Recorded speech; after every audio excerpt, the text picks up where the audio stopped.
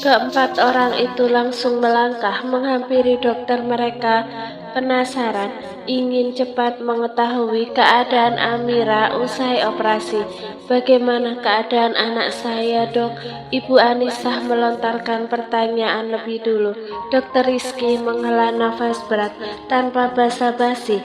Pria yang sudah mengenakan jas berwarna putih itu langsung menyampaikan kondisi Amira yang baru saja menjalani operasi.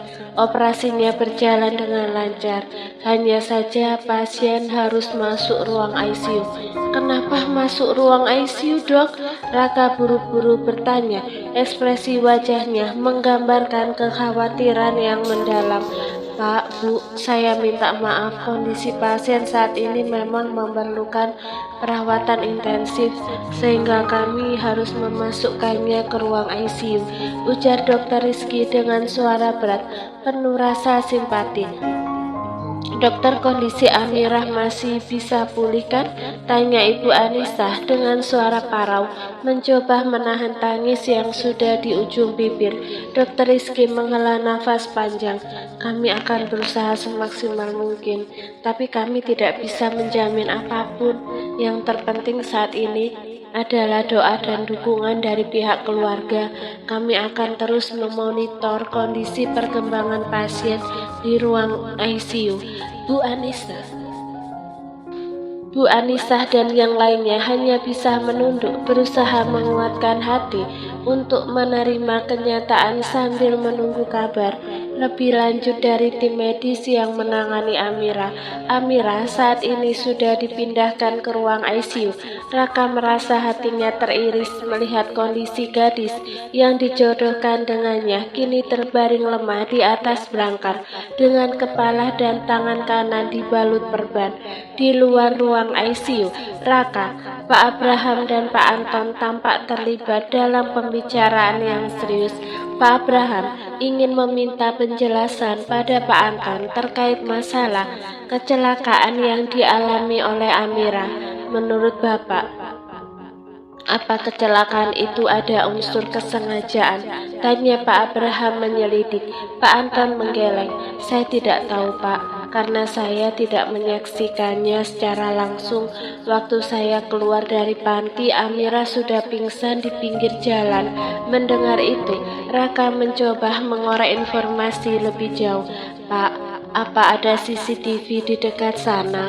"Kalau masalah itu saya juga kurang tahu," jawab Pak Anton dengan ragu.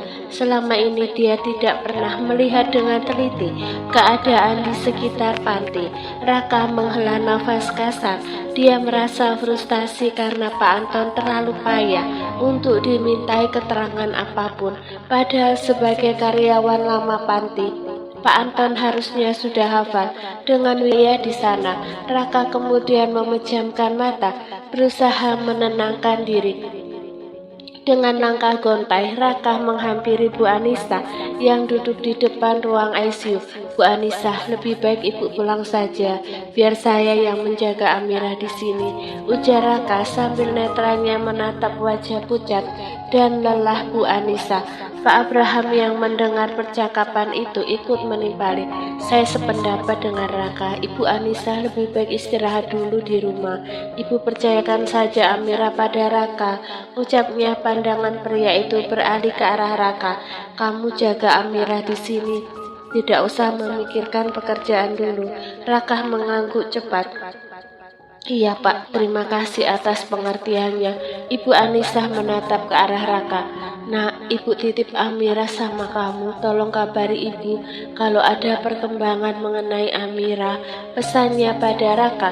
Wanita itu padahal ingin sekali menunggu Amira di rumah sakit, tetapi dia merasakan tubuhnya saat ini sangat lelah. Bajunya juga sangat kotor akibat noda darah Amira yang sudah mengering di bajunya. "Iya, Bu," Raka mengangguk pasti. Sebelum pulang, Ibu Anisah menyuruh Pak Anton untuk menyimpan nomor ponsel Raka dengan tujuan agar dia bisa selalu menanyakan kondisi Amirah pada Raka saat di panti nanti. Di mansion, suasana hening menyelimuti ruangan. Meskipun Aleyah tidak berada di rumah sakit, wanita itu tetap memantau perkembangan kondisi kesehatan Amirah. Aleyah pun meminta pada dokter dan perawat agar memberi kabar terkini mengenai Amirah. Dia juga memerintahkan pada 2 orang perawat untuk menjaga Amirah dengan baik, agar kondisi gadis itu terpantau dengan cepat membaik. Selain itu, Aleyah merasakan kekhawatiran di benaknya. Dia mencurigai ada unsur kesengajaan di balik kecelakaan yang menimpa Amirah dan khawatir akan ada kejadian selanjutnya. Untuk itu, Aleyah melibatkan suaminya dalam menyelidiki kasus tersebut. Sore hari, begitu suaminya pulang kerja, Aleyah langsung menghampiri. Seperti biasa, dia membantu suaminya melepaskan pakaian. "Bagaimana, Mas? Apa sudah dapat petunjuk?" tanya Aleyah, tangannya sambil membuka kancing. Darrell menatap istrinya dengan lembut sambil menggenggam tangannya. "Belum sayang, kita tunggu info dari Fadil. Kamu jangan terlalu memikirkan itu. Serahkan semuanya pada Fadil. Anak buahnya sudah terbiasa mengurus hal semacam itu." "Iya, Mas," jawab Aleyah mencoba meredam kecemasannya. Keesokan harinya, tepat pukul 10 pagi, mobil Aleyah tiba di depan teras rumah sakit. Wanita itu datang bersama sahabatnya, Mika. Kedua wanita itu melangkah memasuki lobi rumah sakit dengan wajah yang tenang. Petugas-petugas rumah sakit segera membungkuk, memberi hormat saat Aleyah melintas di depan mereka. Mereka sudah mengenal sosok Aleyah sebagai menantu keluarga Anderson yang patut dihormati. "Al, meskipun aku tidak pernah lagi datang ke panti, tapi kamu selalu memberitahuku bagaimana perkembangan situasi di sana. Dulu kamu pernah cerita ke aku di panti ada konflik penggelapan uang donatur yang dilakukan oleh wanita yang dulu mengusir kamu saat hamil. Kata kamu wanita itu dipecat dan posisinya di panti digantikan oleh Amirah. Apa kamu gak curiga sama wanita itu?" tanya Mika saat keduanya berada di dalam lift. "Bu Rita, wanita itu sudah tua, Mik, seumuran dengan Bu Anissa. Kayaknya nggak mungkin deh dia yang jadi pelakunya." "Al, kejahatan itu tidak memandang usia. Siapa tahu dia menyuruh orang untuk menabrak Amirah." Aleyah terdiam, ekspresi wajahnya berubah serius, mencoba mencerna ucapan sahabatnya. Sesampainya di depan ruang ICU, Aleyah melihat Raka dan Ibu Anissa duduk di sebuah kursi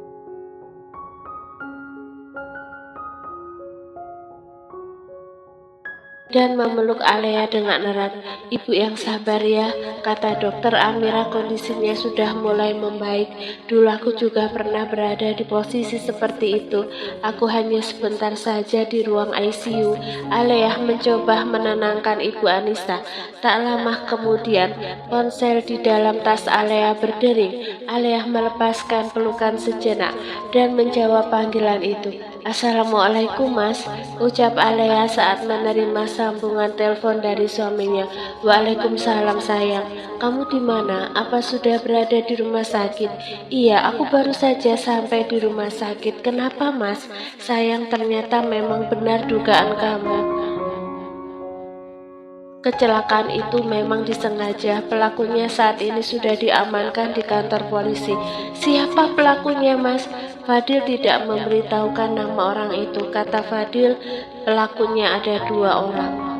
Tak lama kemudian, setelah sambungan telepon diputus oleh Darrell, tiba-tiba ponsel yang ada di tangan Mika mengeluarkan suara notifikasi. Wanita hamil itu langsung memeriksa ponselnya dan mendapati sebuah pesan dari suaminya. Pesan itu berisi foto kedua pelaku yang menabrak Amirah. Ya, saat Aleyah melakukan sambungan telepon, Mika mengirim pesan pada suaminya, minta dikirimkan foto 2 pelaku yang menabrak Amirah.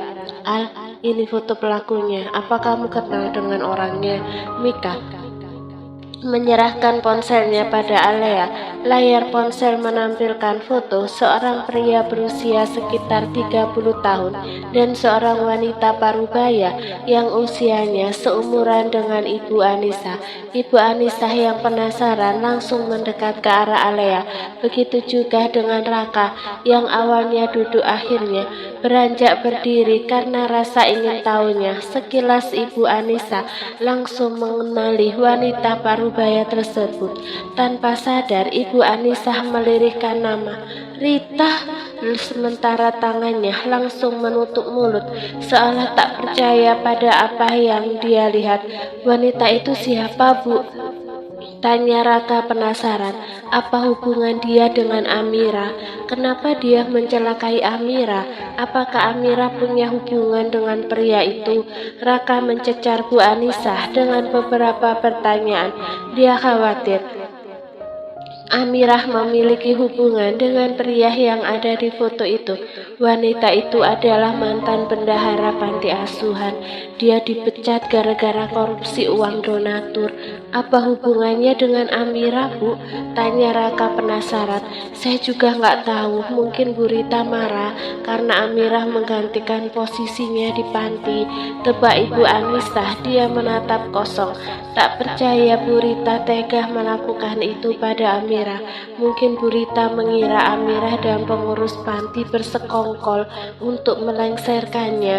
Lirik Alea menebak. Harga dirinya mungkin jatuh, Al.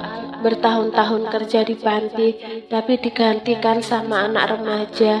Mika menambahkan. Siapa pria itu, Bu? Tanya Raka lagi, menunjuk ke arah pria yang ada di foto. Dia anak Bu Rita. Saud Bu Anissa singkat. Mobil siapa yang dipakainya, Bu?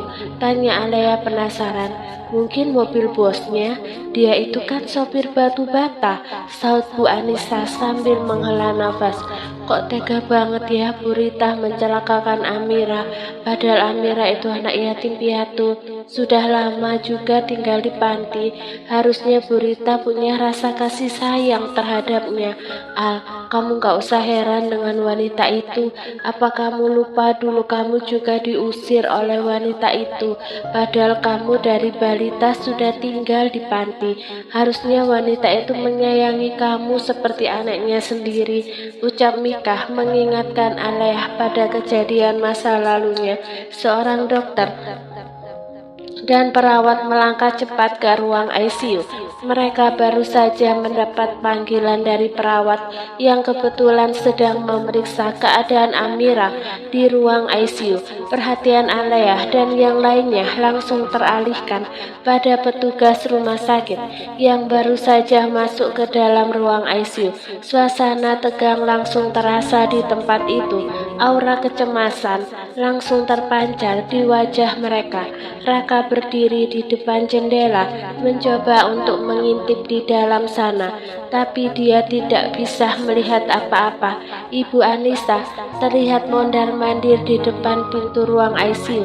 Nampak sekali wanita itu mencemaskan kondisi Amira. Di ruangan ICU yang hening, Amira terbaring lemah dengan selang dan alat bantuan pernapasan yang terhubung ke tubuhnya. Dr. Rizky, seorang dokter spesialis yang ditugaskan untuk menangani Amira, memeriksa kondisi pasiennya dengan cermat. Dokter itu mencatat hasil pemeriksaan pada rekam medis Amira dengan mengecek grafik yang ditampilkan pada monitor di samping tempat tidur. Berapa kali pasien menggerakkan jari tangannya? Tanya dokter dan perawat yang tadi menyaksikan pergerakan jari tangan Amira. 2 kali, Dok. Perawat itu yang kembali menatap ke arah tangan Amira. Dok, jari tangannya bergerak lagi. Tangan perawat itu menunjuk ke arah tangan Amira. Perhatian dokter Rizky langsung ke arah yang ditunjuk oleh perawat. Sekilas dia melihat ada pergerakan di salah satu jari tangan Amirah. Dokter Rizky langsung menatap tangan Amirah dengan lekat, mencari tahu apakah ada kemajuan pada kondisi pasiennya. Dia melihat jari tengah Amirah bergerak perlahan, seolah memberi isyarat bahwa dirinya sedang berjuang untuk sadar. Dokter Rizky tersenyum lega. Dia berharap pergerakan kecil itu merupakan tanda pemulihan dari kondisi pasiennya. Dokter Rizky mengambil alat pemeriksaan yang ada di saku jasnya, lalu dengan perlahan mengetuk beberapa titik di tangan Amirah. Setiap ketukan menghasilkan gerakan refleks yang normal, membuat dokter itu semakin yakin bahwa Amirah mulai menunjukkan tanda-tanda pemulihan. Ini pertanda baik, gumam Dokter Rizky. Seraya mencatat hasil pemeriksaannya di papan catatan medis di luar ruang ICU. Aleyah dan yang lainnya menunggu dengan cemas. Raka dan Ibu Anisah berdiri di dekat pintu dengan tatapan penuh harap. Mereka berdoa agar Amirah segera pulih dari kondisinya.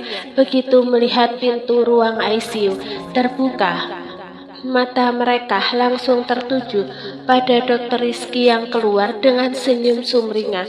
"Bagaimana keadaan anak saya, Dok?" tanya Ibu Anissa penasaran. Dokter itu tersenyum, lalu berkata, "Saya punya kabar baik. Kondisi pasien mulai menunjukkan kemajuan. Tangannya sudah mulai bergerak dan hasil pemeriksaan refleksnya juga normal," ujar Dokter Rizky dengan penuh semangat. Rasa lega menyelimuti hati Ibu Anissa dan yang lainnya. Air mata kebahagiaan pun tak bisa ditahan. Mereka berterima kasih kepada Dokter Rizky yang telah bekerja keras untuk menyelamatkan nyawa Amirah. Dokter Rizky mengangguk dan mengatakan, "Kita harus tetap berdoa agar pasien cepat pulih. Dan jangan lupa untuk terus memberi dukungan kepadanya." "Baik, Dok, terima kasih," ucap Raka. Keesokan harinya, Amirah sudah sadar. Dia sudah dipindahkan ke ruang perawatan. Saat siang hari, Amirah ditemani oleh Ibu Anissa karena Raka hari ini mulai masuk kerja kembali. Malam harinya giliran Raka yang akan menjaga Amirah dan Ibu Anissa pulang ke panti. Ibu Anissa menceritakan pada Amirah tentang kecelakaan yang disengaja oleh Ibu Rita dan anaknya. Gadis itu terkejut saat mendengarnya. Ada perasaan tidak percaya di hatinya, namun kenyataannya memang seperti itu adanya. "Kenapa Bu Rita tega melakukan itu padaku, Bu? Aku punya salah apa pada Bu Rita?" tanya Amirah merasa heran dan sedih.